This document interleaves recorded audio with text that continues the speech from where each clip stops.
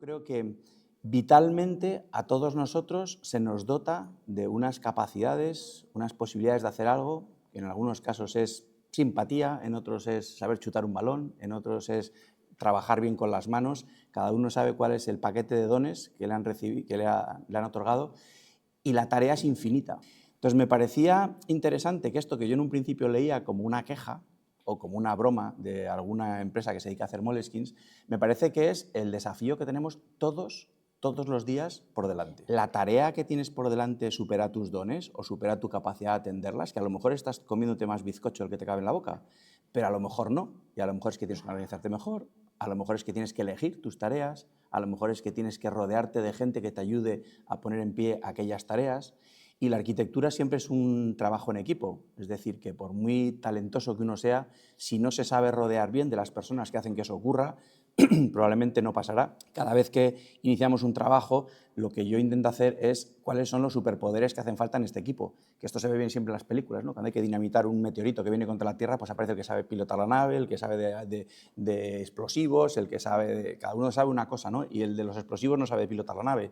Entonces me parecía que era muy interesante asomarnos a la figura de Gaudí y el impacto que yo he vivido en primera persona de algunas de las cosas que él ha hecho, pese a que hace siglos que estuvo, bueno, siglos no, siglo, que estuvo entre nosotros, ¿no? Por eso vemos esta imagen donde todavía está el ganado pastando y pasando por el centro de Barcelona, y cómo fue el avance de las obras, hasta que finalmente ahí podemos ver que ya estaba la portada, no había nada y prácticamente era como un decorado de las películas del oeste, ¿no? Ya en Barcelona empezaba a asomar y ese templo estaba llamado a ser lo que tenía que ser. También hay que decir que tuvo un especial interés por la formación de los trabajadores que estaban con él en la obra, y por eso aquí veis a los pies de la Sagrada Familia ese aulario que hizo para que se pudiera dar formación. Y además es interesante porque ya tenía visión de ciudad.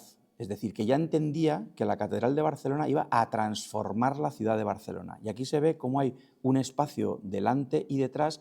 El de delante de momento era un campo de fútbol, porque aquí no había, bueno, dos campos de fútbol atravesados, este es el tamaño del ensamble de Cerdá.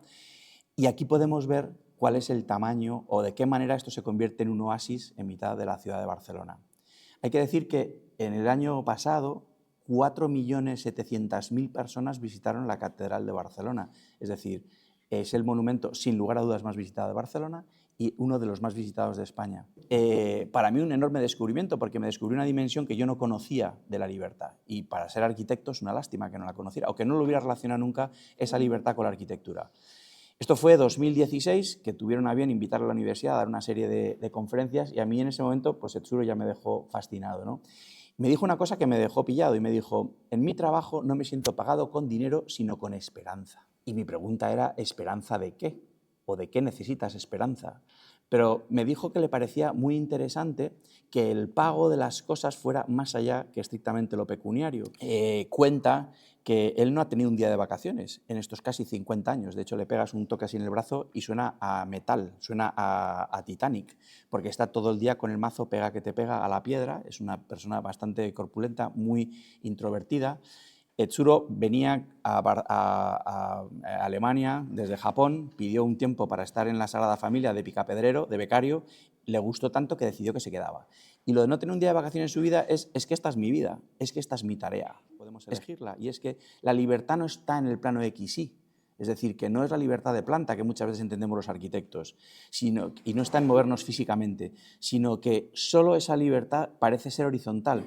La verdadera vertical se alcanza al saber elevarse de nivel verticalmente para trascender.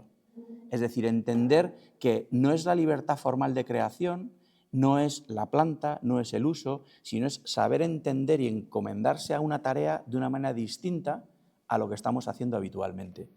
Esto me volvió a golpear de una manera estupenda y me dijo más adelante en esa misma conversación: yo al principio estudié mucho las maquetas de Gaudí, que tenemos aquí, que ahora nos vas a contar Jordi. Quería acercarme a él, mirarle. Había una parte del templo que Gaudí no había diseñado y entonces ellos tenían que completarla, ¿no?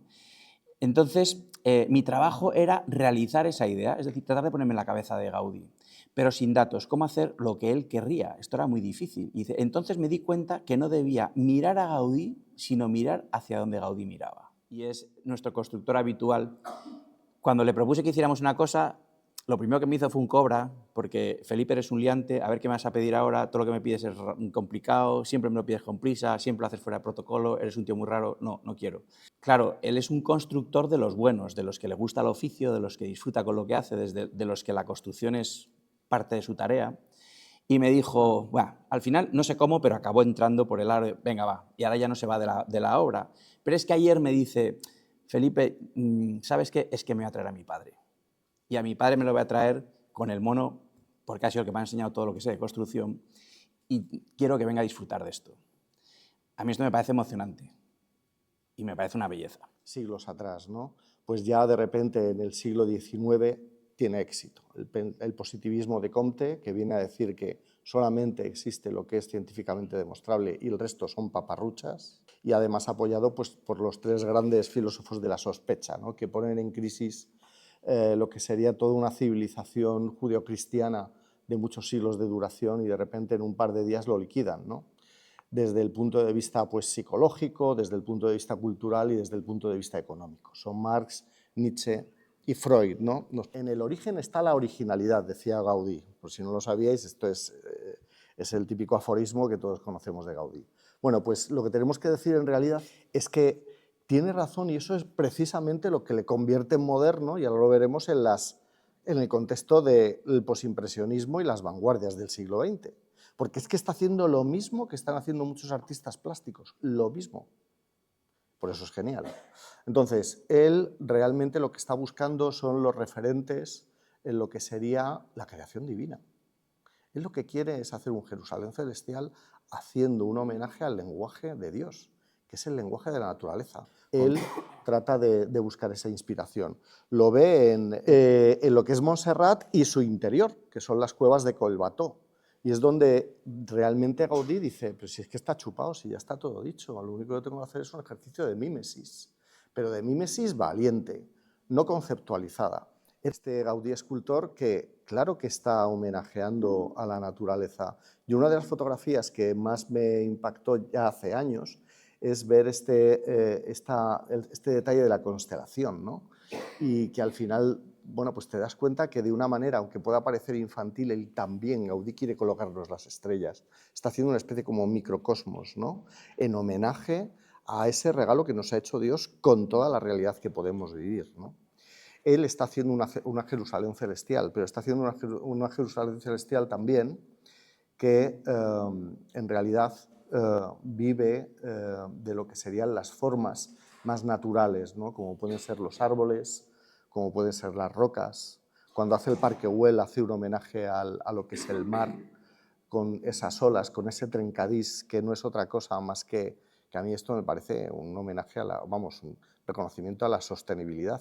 O sea, el tener unos operarios que van recogiendo todo lo que tiran de las obras que estaban haciendo hace un siglo en la Barcelona de los ricos y coger toda esa cerámica que era buenísima y hacer un puzzle con ella. Es que el trencadís es una genialidad, ¿no? O cuando entendemos que la Casa Batlló, al final, en realidad, no es otra cosa más que una presencia. O la Pedrera también, son presencias en la ciudad. La Pedrera es también una imagen, no es otra cosa más que la imaginación de Gaudí, que lo que hace es emular simple y llanamente lo que es unas rocas marinas que tienen enganchadas una serie de algas. No es ni más ni menos que eso. No hay una sola forma que se repita, no hay un solo ángulo recto en lo que es la planta de esta casa. Es cierto, y aquí es donde nos encontramos, que es que hubo mucho cachondeo en la época, ¿no? Porque esta casa ciertamente impactó mucho en la opinión pública. En 1912, pues decían, bueno, este tipo que ha hecho aquí, ¿no? Un garaje para... O sea, es tan moderno que está creando un garaje para cepelines, ¿no? Bueno, las típicas ideas de la época, ¿no? Conclusión es que el objetivo de Gaudí, sin duda, en una sociedad absolutamente secularizada, lo que trataba era de dar un golpe muy fuerte en la mesa para renovar el asombro por Cristo. Muchas gracias. Él decía que si un albañil sabe seguir un cordel para levantar una pared, siguiendo un cordel, las generatrices rectas de las superficies regladas, también sería capaz de realizar estas formas. Entonces, era verdad, o sea, el albañil se llegaba a sorprender. Aquí vemos la imagen ya de una foto del mismo templete que vamos a construir aquí, que tuve la suerte también de construirlo en Japón hoy hace justamente 20 años, que es más pequeño que el inferior. Aquí no se podía tirar exactamente debajo la foto, sino solamente veríamos cielo, o sea, no tendríamos, no molesta la perspectiva porque se abre y nos permite la máxima entrada de luz. Esto es una escalera helicoidal o de caracol que llamamos, que en realidad es de hormigón, pero el molde está hecho con bóveda, es decir, luego se destruye. Esto lo he empleado varias veces y es otra aplicación que se le puede dar a la bóveda, porque estamos acostumbrados a ver pues, escaleras, cubiertas, pero es que tiene infinidad de aplicaciones. Él decía que la catenaria está en nosotros, o sea, cuando nosotros ponemos así, nos sentimos estables porque tenemos el arco catenario en la forma de las piernas. Entonces es el arco más estable que podemos realizar porque transmite, como decía Felipe, todos sus esfuerzos en vertical, no hay empujes en horizontal. Pero en la foto de la izquierda tenemos una cimbra que para una bóveda que hice en mi pueblo, en Masnou, de 16 metros de luz. Ahí, como también se ha dicho por aquí, hay que ser un poco valiente y consciente y precavido, pero valiente. Y entonces, incluso en contra del arquitecto, tuve la suerte de que el propietario confiaba mucho en mí y como quien paga manda, pues pude realizarla. La vela esta, el toldo este, esto lo podríamos llamar una superficie velaria. Con bóvedas podemos reproducir también estas formas velarias o tensoestructuras. Volvemos un poco a lo mismo, de que funcionan al revés, está en atracción y podemos usar a compresión y sin estructura de hormigón. Eso es lo que propuso el arquitecto y quedaban alucinando cómo esta estructura lleva 20 años allí y todavía aguanta los terremotos. La ha perjudicado quizá más el frío, la temperatura, que los propios terremotos. Aquí tenemos ya muy parecido a lo que tenemos aquí.